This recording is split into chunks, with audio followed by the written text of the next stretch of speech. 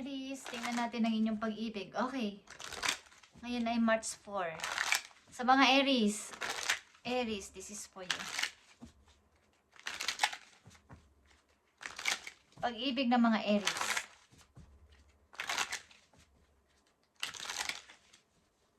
Okay, Aries, tingnan natin ang inyong pag-ibig. March 4, 2026 sa mga Aries. Kung para to sa inyo guys is, para to sa inyo. Titingnan natin to. Pag-ibig ng mga Aries, March 4, simula sa araw na to, guys, ang reading na to. At depende sa inyong sitwasyon, guys.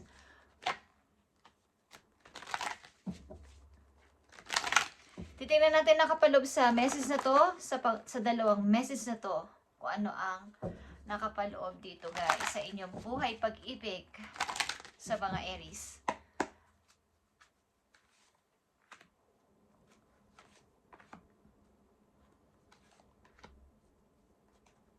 March 4.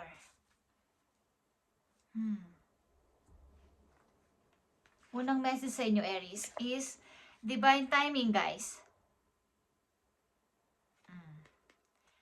Maging mahaba pa ang pasensya nyo guys dito sa inyong connection na to sapagkat kailangan dito ng paghintay. Okay, kung kayo ay may hinihintay na pag-ibig o kayo ay malayo sa isa't isa at naghihintayan o hinihintay nyo siya is kailangan dito ng pasensya kung mahal nyo ang isa't isa, kayo at kayo bandang huli. Okay, so tingnan natin ang divine timing guys. Andito ang Prince of Arrows. Ito ay young energy of Aquarius at young energy of Cancer.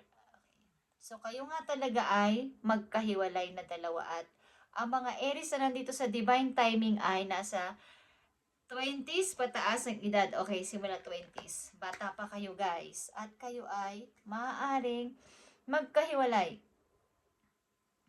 Andito yung energy ng Princess of Cups na mapagpasensya. At ang isa dito ay napaka-agresibo na person. Parang wala siyang masyadong emosyon na pinapadama. Okay? Samantalang ang isa dito ay masyadong, iniisip-isip niya yung sitwasyon nilang dalawa. At masyadong emotional. Okay? Ano man dito ang inyong energy, Aries is, ito ang inyong unang message. Okay? Kung kaya ay nasa energy ng Prince of Arrows or nasa Princess of Cups. Aries is, yan ikaw. Okay. Mayroon ditong mapagpasensya at mayroon ditong parang okay lang. Wala naman siyang masyadong pag-aalala. Mahaba man o maikli man ang inyong pinaghihintay o koneksyon na dalawa malayo man kayo is parang wala naman sa isa dito. At siya ay, kumbaga ay, may pagka-practical na person kasi. Okay? Ang isa ditong energy. Tingnan natin ang pangalawang message sa inyo, Aries. Keep the door open. Ang ilang Aries na nandito ay huwag nyo nang i-focus ang inyong sarili sa naka-close na door. Kumbaga sa inyong ex, sa inyong past. Sapagkat hindi nyo makikita ang mga bagong tao, hindi nyo makikilala mga bagong taong paparating o ang bagong pinto ang nakabukas para sa inyong bagong person na paparating guys. Kung lagi kayong nakatingin doon sa nakasara ng pinto, isara nyo na ng tuluyan yan para makapasok o makilala nyo na ang ibang tao. Ang ibang pwedeng ibigin kayo, okay? Kung ito ay tapos na, kailangan nyo ulit umibig kung kayo ay naghahangad ng pag-ibig, Aries. Okay? Huwag nyo na ipagpilitan yung tapos na. Huwag na kayo mag-focus doon sa past. Dito na sa paparating pa lang at sa bagong pag-ibig. Okay? Nakikita nyo ba tong 4 of Wands, guys? At saka ang love. Nakikita nyo to? Kapag inopen nyo ulit ang inyong pag-ibig sa bagong person, sa paparating na tao, may posibilidad kayong makasal o makasal ulit o magpakasal sa taong ito na inyong, kumbaga kayo ay magmamahalan ng lubos. Okay? Ito ay pagmamahalan ng dalawang tao talaga na both ang inyong pakiramdam. Hindi lang isa ang nagmamahal. Okay, at sa suma total, ang mga Aries na nandito ay heartbroken, guys. At mahirap ang pinagdadaanan, okay, sa kanilang relasyon na kinalagyan. Okay, guys. So, andito ang divine timing at keep the door open para sa mga Aries na umiibig dito. At kung i-open ulit ang inyong pintuan, ang inyong puso sa pagmamahal is, maaari kayong magkita ng isang tao dito na dadating sa inyong buhay at maaaring ito ay mapupunta sa pagpapakasal, guys, Aries. So, wag na kayo mag-focus sa tapos na. At dito sa divine timing, maaaring wala pa sa tamang time na kayo ay magkatuluyan ng person na to. Maaaring mga bata pa kayo at may mga iba't iba pa kayong dapat na asikasuhin sa buhay. Okay.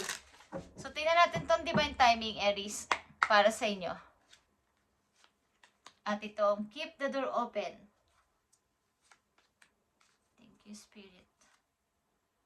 Okay. So, sa divine timing, guys, andito ang self-esteem. Okay? Yung pagpapalakas sa inyong sarili. Okay? Yung pagbibigay nyo ng time sa inyong sarili, bukod dito sa relasyon na to na inyong hinihintay-hintay, habang wala pa itong relasyon na to at hindi pa kayo talagang pwede magpakasal o pwede magsama sa isang bahay o magsama talaga kasi nandito energy mga bata pa, guys, is maaaring may mga dapat pa kayong palaguin sa inyong sarili, ang inyong self-esteem. Okay? Ito ay maaaring yung mga insecurities ay meron ang ilan sa inyo dito. Okay? Maaaring dapat kayong mag-grow pa sa inyong sarili para hindi lang dito, sapagkat ito ay darating at darating ang pagsasama ninyo kung talagang kayo ay kayo. Ito ay mangyayari sa tamang pagkakataon, tamang panahon, tamang time. Okay, guys, hindi ito dapat ipipilitan kung hindi pa nararapat. Sabi nga ng mga matatanda is, ang bungang hilaw ay hindi pa pwedeng kainin, mapakla. Okay, so wag mo nang ipagpilitan. Okay, guys, dito sa keep the door open, Aries, not showing true self. Okay, andito ang not showing true self. So, ang ilan sa inyo dito ay talagang mayroong mga itinatago pa sa inyong puso. Okay, guys, maaaring hindi pa, kumbaga sa naglalagay ng maskara sa mukha is hindi pa tinatagal yung maskara nila. Ipakita ninyo yung inyong, kumbaga, hindi lang sasabihin na tapos na doon, okay? Maaaring dapat pa kayong lumingon sa pwede pa mangyari sa hinaharap. Hindi pa dapat ito yung katapusan ng mundo. Dahil sa natapos na ang inyong relasyon sa isa o dalawa o higit pa is, hindi naman lahat ng tao ay pari-pareho, guys. So, may mga taong dumadaan sa buhay ng bawat isa sapagkat pwedeng may matutunan ka, pwede ka rin magbigay ng lesson sa kanila o pwede ka rin matuto sa kanila. So, may mga reason yun, guys, kaya nangyayari. So, kailangan ninyong tanggalin itong mascara na to para malaman ninyo ang totoo ninyong nararamdaman. Okay? Aries, tingnan natin ang mga message pa for you. March 4, 2026. Okay, March na, guys. At ito na inyong season, guys. Aries, tingnan natin ang inyong message. Message pa. Open up to change, Aries. So, andito ang New Moon and Cancer like this. Princess of Cups is here. Okay, relax. Okay, something relax is kailangan ninyo gawin sa inyong sarili. Huwag kayong ma-drain ang inyong emotion. Huwag ninyong panatili na kayo malulungkot, namimiss nyo ang tao na yon or iniisip-isip. Habang wini-wait nyo ang person na to, ang pagkakataon na to para sa inyong dalawa, sa inyong connection is, maraming pa pwedeng gawin sa buhay. Pwede pang palaguin ang sarili. Okay? Simula sa inyong physical, sa inyong mga looks, at ang inyong mga ginagawa sa buhay. Okay? Marami pang dapat mangyari. Dahil ang mga Aries na nandito sa divine timing ay mga bata pa. Guys, okay. Nandito ang release control, Aries. Okay, Maraming kumukontrol sa inyo dito sapagkat ang ilan sa inyo dito ay nagpapakontrol pa sa nakaraan. Okay? Maaaring dapat kailangan yung gawin ay mag-meditate at tanggalin para ma-release ang mga pumipigil sa inyo para magsimula ulit at i-open ulit ang inyong puso sa pagmamahal. Okay, kung ano man itong naranasan nyo sa mga una nyong mga naging karelasyon is pwede nyong i-open ulit ang inyong puso sa pagmamahal, guys. Huwag niyong panatilihin na malungkot o nag-iisip-isip sapagkat hindi yun maganda. Okay?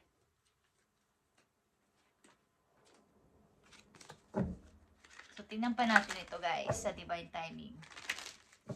Para sa pag-ibig ng mga Aries, March 4, 2026, sa kanilang pag-ibig, ang message na to. Today,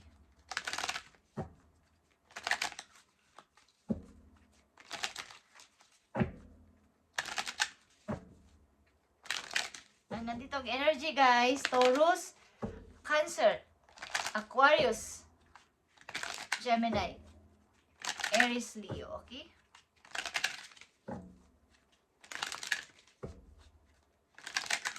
Tingnan natin ang divine timing, Aries, para sa inyo. At nandito ang keep the door open, Aries. Okay, divine timing is here. Don't let guilt get in the way of happiness. Okay. Something dito, guys, habang kayo naghihintay sa person na to o sa inyong kakoneksyon na to, habang kayo naghihintay sa kanya, sa tamang pagkakataon, tamang time, at meron naman mga chance sa paligid na para kayo ay, bawa, nag-call off muna kayo o walang closure ang pag-ibig na to sapagkat hinihintay nyo nga siya is andito yung huwag kayong mag-guilty kung kayo maging happy kahit wala siya. Sapagkat ito ay dapat lang. Okay? Kahit ang dalawang taon nagmamahalan ay may kanya-kanya pa rin dapat gawin sa buhay. Okay? Magkaiba kayo ng private na ginagawa. Yung mga ginagawa nyo sa pang-araw-araw, magkaiba. So, huwag kang mag-guilty kung ikaw ay nagsasaya, pamisa-misan, nakikihalubilo sa ibang tao. Huwag kayong mag-guilty doon. Okay? Aries. So, keep the door open is here. Temptation, guys.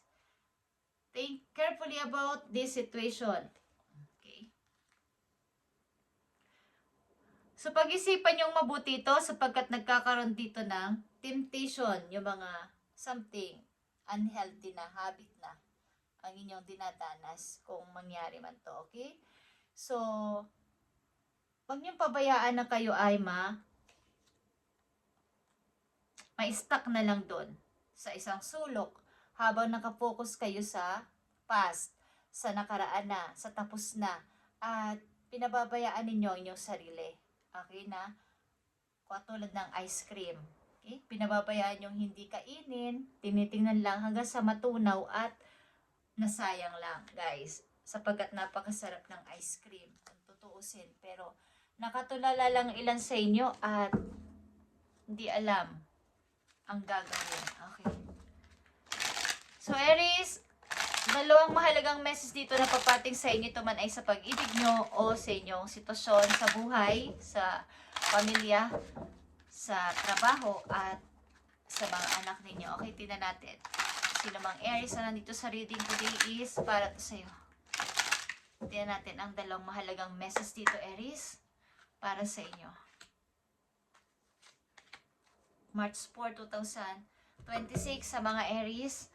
Paparating na message sa inyo, 5 of Pentacles is here at Queen of Pentacles. Okay. Maaaring sa loob ng inyong pamilya o sa inyong mga involved na tao sa inyong buhay ay merong naghihirap na mga kamag-anak ninyo o something. At may isa ditong person na maaaring hindi niya wala siyang pakialam kung nahihirapan ang mga bata na to o ang sitwasyon na to. Wala siyang pakialam kung baga nakafocus siya sa kanyang work at wala siyang pakialam dito sa mga iniwan niyang mga bata na to. Mga anak niya siguro to or something na kamag-anak niya or what is, ang person na to ay may iniwan, may inabandon na mahalagang tao sa buhay niya, okay? Na ito ay involved sa buhay ninyo, Aries. Kung sino man to is, kayo ang nakakaalam. Okay, guys. Something na may mga bata dito ang nahihirapan, lalo na sa pagdating sa money, sa pamumuhay, sa pagkain, is walang-wala. But may isa ditong person na mapagmataas at walang pakialam sa mga bata na to. Iniwan. Parang inabanto na, guys. Okay? Inabanto na. Ito ay para sa inyo sarili. Ang last message na to. Aries, tingnan natin.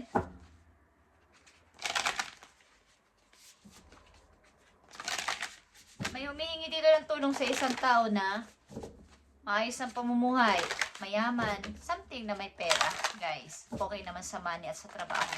Pero, wala siyang pakialam. Okay, Aries. May naghihirap dito ang dalawang bata. Something bata, nahirapan sa pamumuhay, sa pagkain, sa pamumuhay, sa pananamit.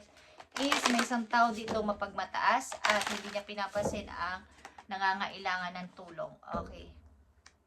Tingnan natin. Aries, para to sa iyong sarili. Okay, Aries, nakikita mo to. Kung paano ka mag-fly. Okay, wings ito, wings. Pakpak. You never needed those wings to fly. Hindi mo kailangan ng wings o mga alalay sa iyong paligid. Mga alalay, mga something tutulong sa iyo sapagkat kaya mo ang sarili mo. Kaya mo gawin ang gusto mo. Okay? Para magtagumpay, ito ay number 8. Ito ay patungo sa iyong tagumpay, Aries.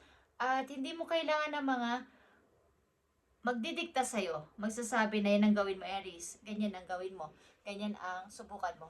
Hindi mo kailangan ang patnubay nila na mga tao na to para ikaw ay makaangat sa buhay.